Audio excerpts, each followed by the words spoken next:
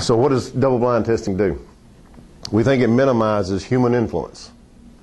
For those of you who are familiar with a recent study conducted by Dr. Lisa Litt at UC Davis, she tested 18 dogs and handlers, and a simplification of her test was she set up several different scenarios.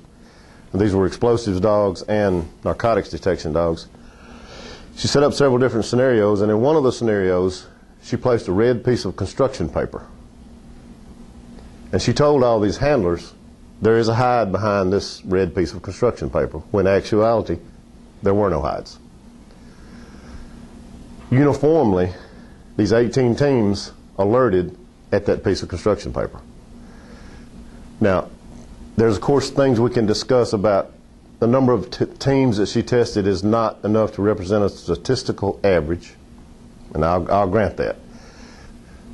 But 18 teams performing false alerts simply because a piece of red paper is hanging on a cabinet indicates a little bit of an issue. Obviously, there's some human influence. A piece of construction paper would be meaningless to a dog. So the human handler had to have applied some type of pressure, some type of influence on the dog in order to get them to alert at the place that was flagged. Now she also had searches set up wherein hides were placed, and the dogs for the most part were successful. Pretty good find rate. But that's the way most certification tests are structured now.